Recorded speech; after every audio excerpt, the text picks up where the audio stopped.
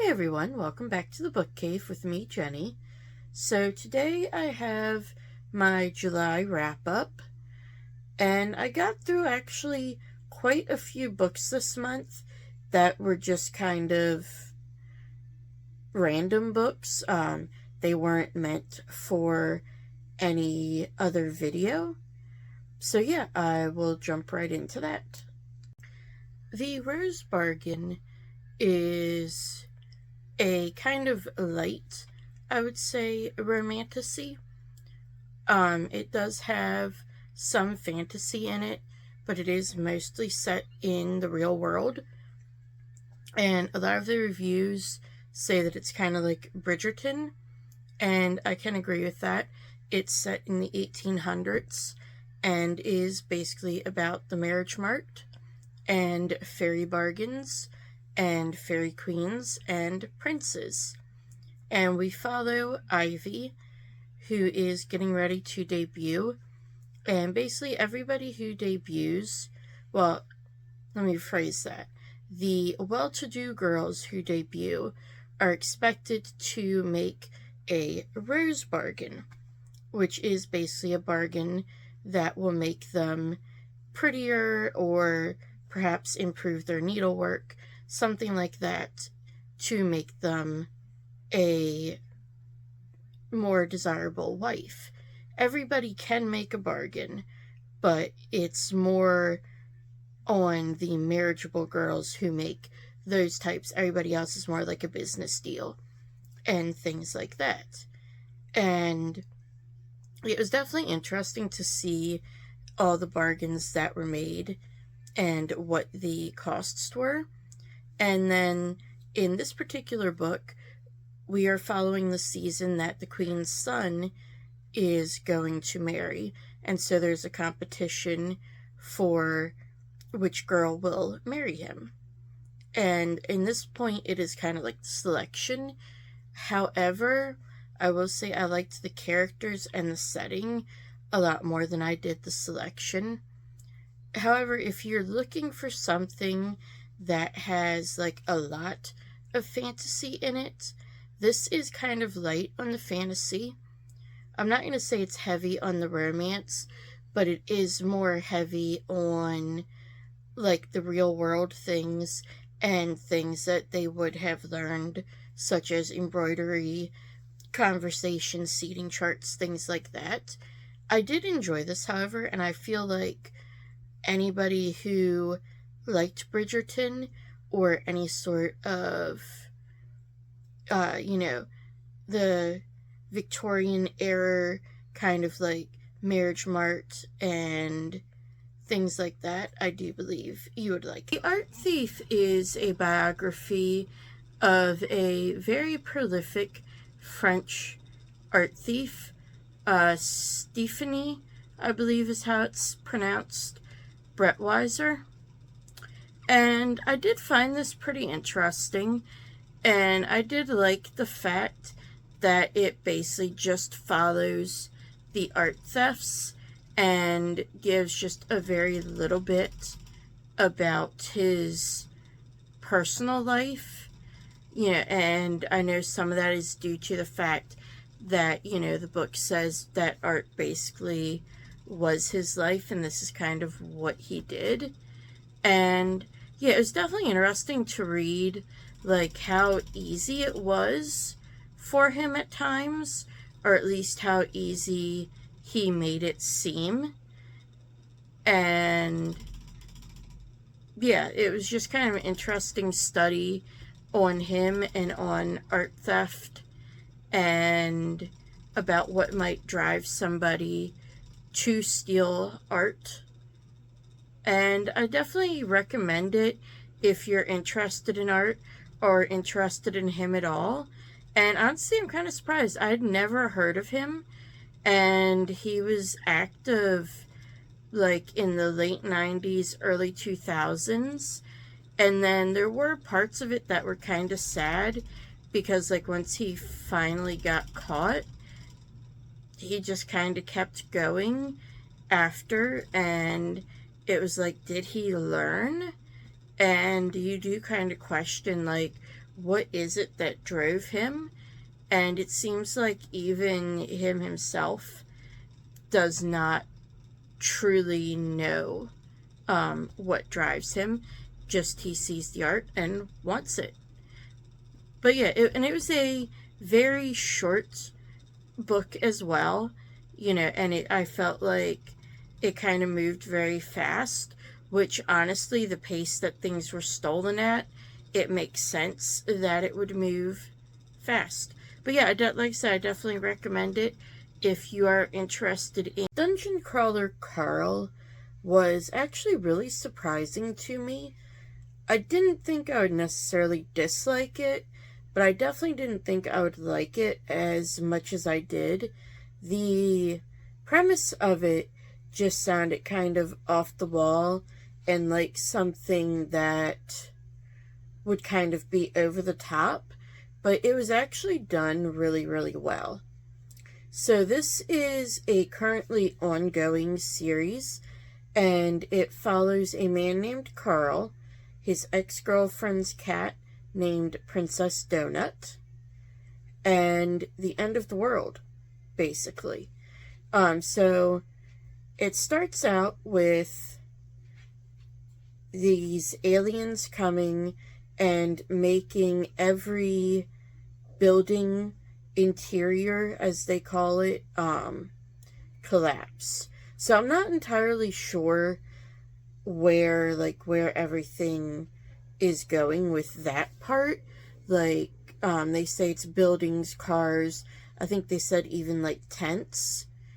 And basically anybody who is outside and survives has the choice to either try to survive on the planet, or they can go down into the dungeon and try to basically fight their way out.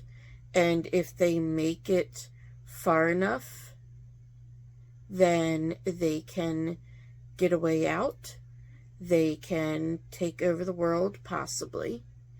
And yeah, there's a whole lot of commentary about this kind of sprinkled throughout. There's also a lot of humor. And then there is some stuff that gets a little ridiculous, like the fact that Carl runs around barefoot and in boxers. But however, I do feel like there's actually a really solid reason given for that. Princess Donut the cat escaped at 2:30 in the morning. Carl had to go after her. He was just imagining, she was in a tree outside his window. I'm going to walk outside, get her to jump down from the tree and into my arms, and I'm going to go back inside. So he took his ex-girlfriend's Crocs that were too small, but again, it's just something to wear. And then everything happened. So it actually makes sense as to why he was dressed like that. And there's other little things like that are in there, but I'm not going to say anymore because there's plenty of spoilers that I could give. But yeah, if you like kind of like role-playing games, I feel like you would really like this. This is a literary RPG, it's considered. And this is the first lit RPG I've read. And if they all kind of have this blend of the humor and the ridiculousness, and then like it being a game, then I could definitely see myself getting into more. And honestly, right now, I am trying to hold back from starting book 2 immediately because I do have some other books that I would like to finish. But obviously, this is highly recommended. I listened to Ali Hazelwood's newest book, Problematic Summer Romance, and I didn't realize when I put this on hold that it is actually the sequel to Not in Love. I did, however, like this one a lot better than Not in Love. I felt like there was more chemistry with Maya and Connor, and it just felt more realistic to me. And I also liked that it was in a more relaxed setting as well. And I really enjoyed the kind of slow burn that they had, and the like slowly getting to know each other. And yeah, I also liked the fact that the issues weren't just kind of like, oh, it's not really an issue, we'll work through it. It was more like, this is an issue, but we're both aware of it. We can both do our best to make it not an issue, and just like be aware that it could be. And it just felt like everything was dealt with very gracefully. And I did feel like this one actually had some funny parts, mostly thanks to Tiny. But yeah, overall, I definitely did like this one. I do feel like you could enjoy it without having read Not in Love. I don't feel like you would really miss anything important to this book if you wanted to just skip that, or if you're not sure, maybe. But yeah, that's everything I have to say on that. I finished the first book in the Wilmot Sisters trilogy, and that is Two Wrongs Make a Right. And each of these books is based on one of Shakespeare's plays. This particular one is Much Ado About Nothing, and I do have to say that's not one of my favorite Shakespeare plays, although I don't dislike it. I just feel like he has some that are a lot funnier. But I did like this. I did absolutely love Jamie and just how he interacted with Bea, and the way that he was so understanding of different things with her having autism, and the fact that he just definitely understood that. And I did like the fact as well that like he was a pediatrician and she was an artist, and I just felt like they really fit well together and balanced each other out. And as for the plot of this versus the plot of Much Ado About Nothing, I did feel like a lot of it was done well, and we kind of have the same, I guess I should say the initial setup was the same, that Jamie and Bea were set up by their friends to kind of like, they're like, oh, you all would be a good match. And I absolutely loved their humor together, and just like the way they worked together. And I am excited to go on to the next one. Better Hate Than Never is the second book in Wilmot Sisters, and this one is based on The Taming of the Shrew. And I do have to say, I kind of liked this one. I wasn't a huge fan of the childhood friends to lovers, just because of the fact there is a 6-year age difference, and Christopher literally knew Kate from like the day she was born, and that one's just a little creepy to me, although it was made very obvious that he had no romantic feelings for her until he saw her again when she was 18, after they had spent, the 6 or 7 years apart. So that did help with it a little bit. And this one I thought as well was pretty cute and had some really fun moments. It's definitely a romantic comedy, the same with the first one, and I'm sure that the last one will also be that. So, if you're looking for more of a serious romance, I would say this definitely isn't it. It is, I would say, realistic. I don't feel like there's anything that stretches, like how could they get into this many mishaps sort of thing. And I just felt like the way they came to trust each other and, work together, I really enjoyed. And I enjoyed seeing the fact as well that, Christopher gets migraines, and so Kate was there to take care of him when he had one, and she has ADHD, so has different issues with things, and he's there to kind of help her deal with planning and laundry and stuff like that. And just the way they worked together was done very well. And yeah, I did also enjoy seeing the growth of them from being extremely antagonistic and accidentally hurting each other's feelings to still being playful, but now not hurting each other's feelings. And I did absolutely love the ending and the conclusion that we got to this. And I will not have time to be finishing the third book this month, but it will be the first one I listen to in August. So I will have everything, all my thoughts on that one in August's story.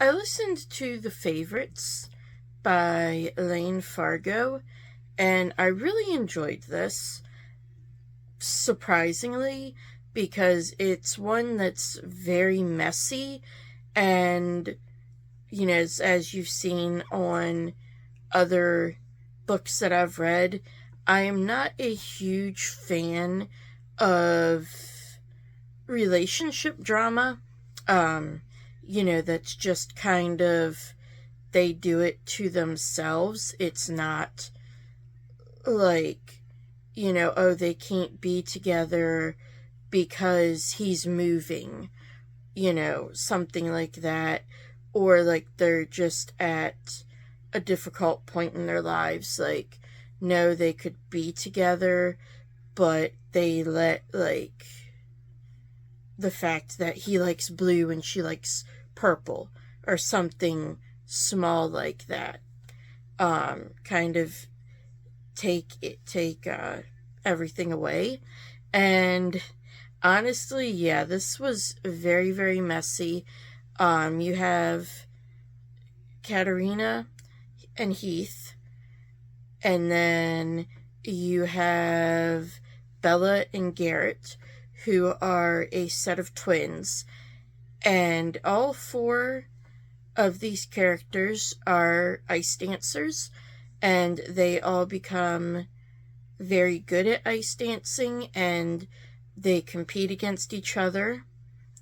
And you have originally Katerina and Heath, and then Bella and Garrett dancing together, and then they wind up switching partners. So you have Bella and Heath and Garrett and Katerina.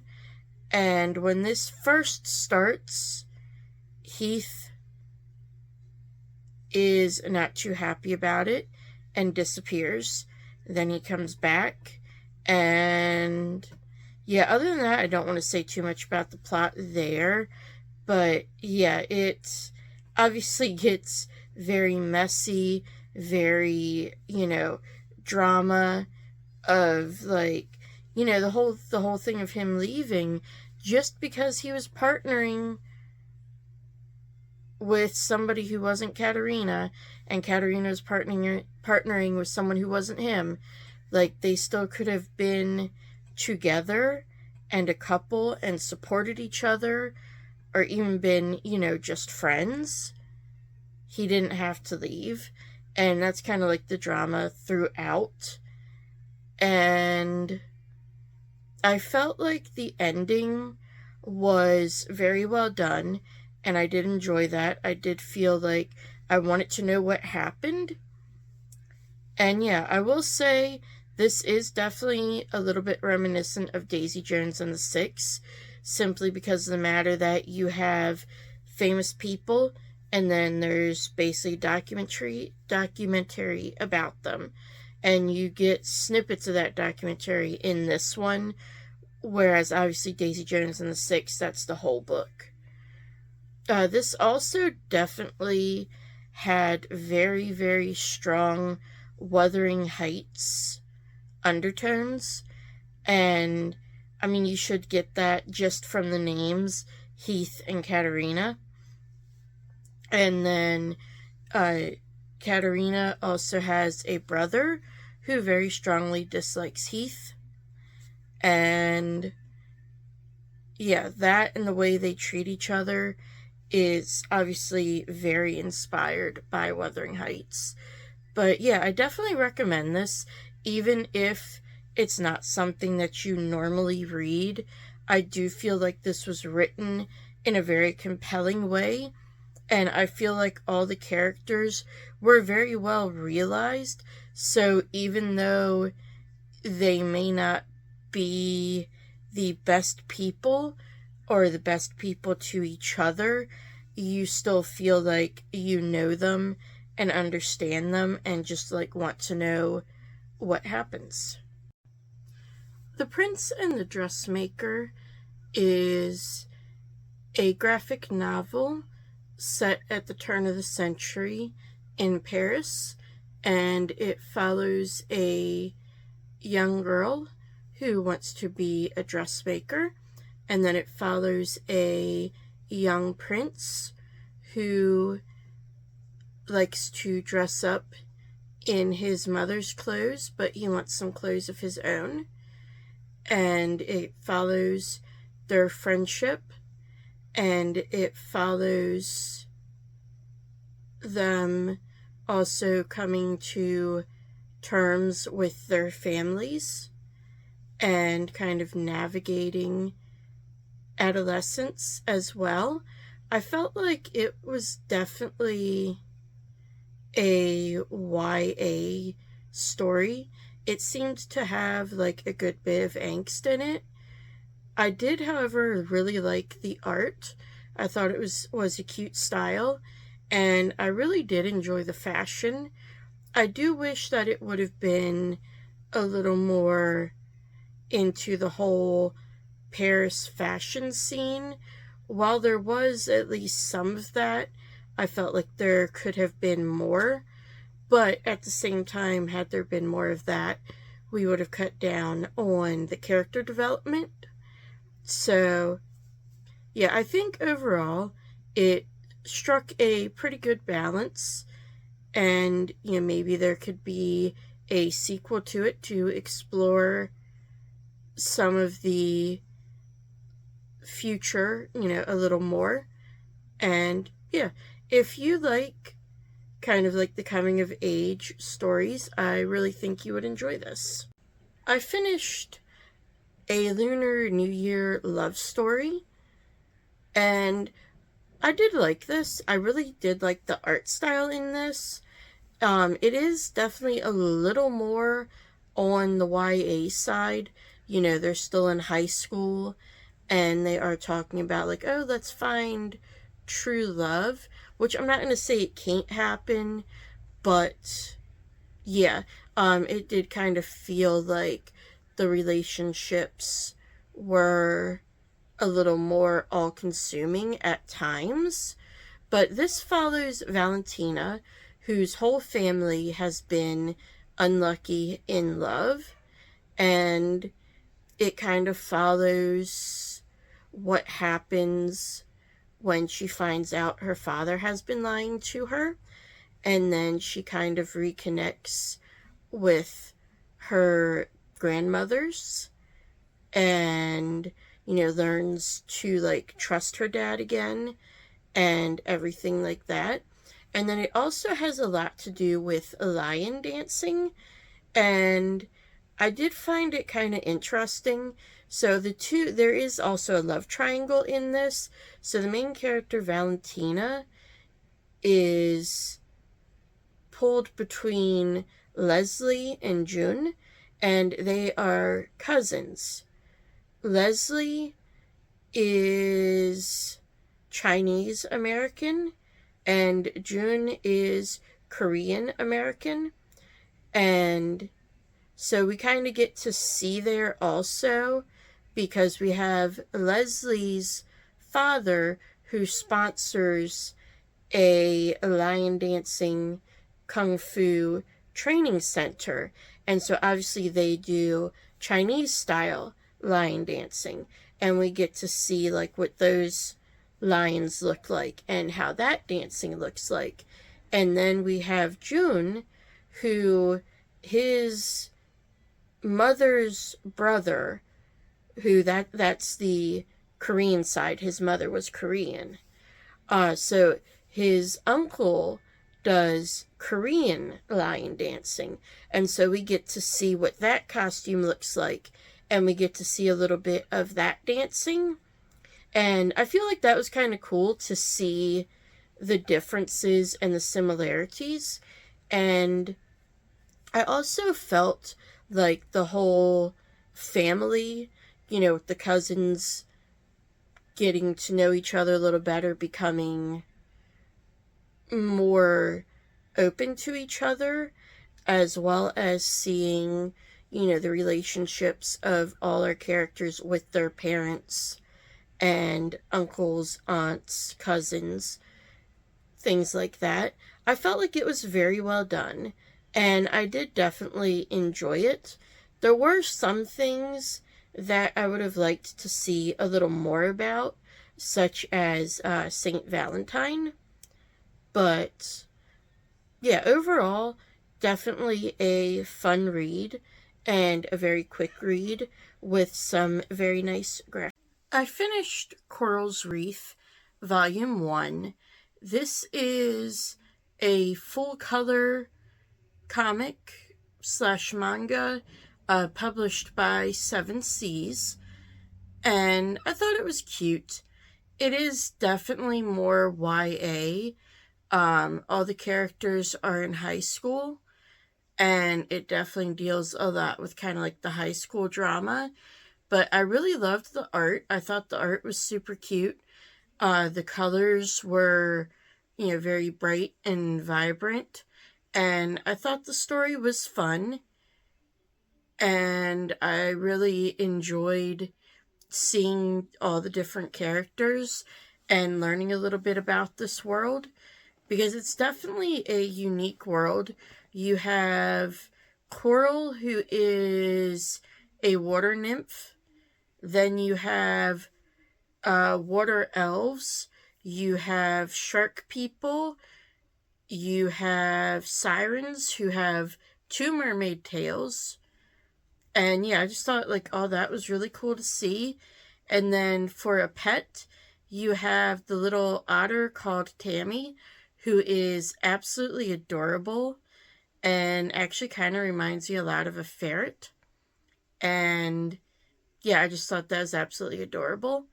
And I also really enjoyed the characters, the other characters that were not aquatic, such as Nick, who is a fire ifrit, and then we have the dryads as well.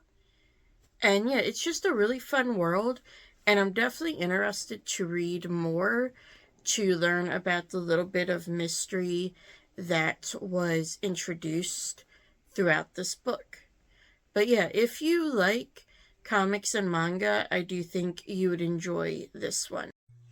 Girl Taking Over, a Lois Lane story, is one of the last DC for young adults that I have to read, and I did enjoy this one. I felt like it was one that definitely stayed true to the character. I do feel like some of them had stretched a little bit, but this one I feel like kept what Lois Lane had kind of always stood for, and just made her a little younger, and, had her having different friends than she made later in life. And it was also a very good story about finding your voice and not letting others silence you when you are in the right. And yeah, I just enjoyed all the characters, all the friends that Lois made throughout the summer. And I really kind of enjoyed the like summerish vibes as well. But yeah, if you like the DC young adult comics, I really think you would like this one. And I also really think you'd like it if you like Lois Lane as well. Cat and Gamer is an ongoing manga series about obviously a gamer and the cats that wind up being adopted. So this follows Rico, who is a 29-year-old office worker who obviously, like I said, loves to game. And one day there is a stray kitten found, and for some reason she decides to adopt it and just absolutely falls in love with this little kitten. And she names him Musubi. And yeah, it's just kind of a cute little story about basically what life with cats is like. And it is kind of funny as well that, she's never had a pet, and so she kind of treats the whole thing like a game. Like with when Musubi gets older, he doesn't get older, he levels up. He increases stats when he can like do different things, jump higher, stuff like that. And yeah, it's really cute and it's really funny to see the way she thinks about it and everything. I read the first 6 volumes. I believe there are 7 out. And I will say, it's cute, but it does get a little repetitive after a while because, there is only so much you can do. Although I do think it does a pretty good job, especially as we get further into the volumes. The chapters get a little shorter, so it's just kind of like a little snapshot. And although some of the same things may happen, they're either maybe provoked by different things, or Musubi or Rico has a different reaction to what happens. So that kind of helps keep it fresh as well. But yeah, I definitely recommend this if you're looking for something that's kind of cozy, and definitely if you like cat. I managed to finish Catch These Hands this month. I started it way back when I first started my booktube a few years ago, and book 4 wasn't out yet.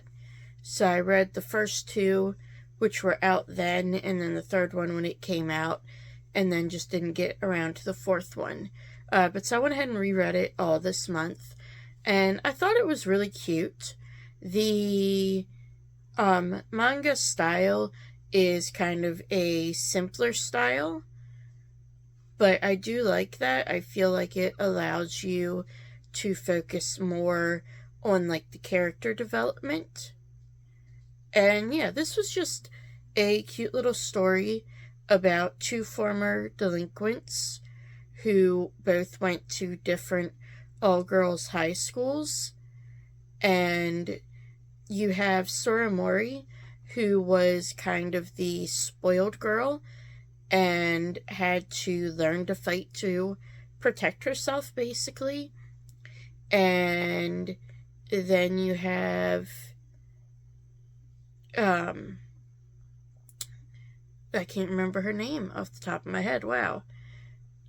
I'm going to call her Aki because I know that's part of her first name at least. But anyway, so she is the one who is kind of a delinquent just to be a delinquent, I guess. You don't get too much of her backstory. But the whole way they communicate was by fighting. And that's kind of how they met and came to care about each other. And yeah, I just thought this was a fun little 4-volume series. And if you are looking for like a shorter and kind of cutesy manga, I would definitely recommend this one. So Rainbow Rowell's book, Fangirl, was turned into a 4-volume manga series, and I believe it was completed last year, or maybe the year before, I'm not sure. I think it was last year. I think it was 2024. But I enjoyed Fangirl when I read the novel, so I wanted to try out the manga since I do like manga. And honestly, it's been a while since I've read Fangirl, so I don't really remember like how much is different from the book, but from the main plot points I can remember, a lot of it is kept the same. And I really enjoyed like the art style, and I enjoyed getting to revisit these characters. And reading the manga has actually got me excited to read Carry On, also by Rainbow Rowell, and get into that little trilogy. So yeah, I feel like if you're a fan either of the Fangirl book, the Carry On book, or if you're a fan of Rainbow Rowell in general, that you would probably like this. I will say parts of it do kind of read a little young, but I remember the book itself reading a little bit young as well, like even though they're in college. But the fact that they are freshmen in college does like help that out a lot, that it's not quite as annoying. That's everything I read in the month of July. I'd love to know what you all read. What did you all read any of these books? If you did, what did you think of them? Do you have any suggestions for books you think I would like? I always love hearing from you all in the comments. And of course, I will have my Goodreads, my Discord, and all that stuff linked here at the end. And of course, don't forget to give this video a like and to subscribe. That way you'll see all my videos that I post.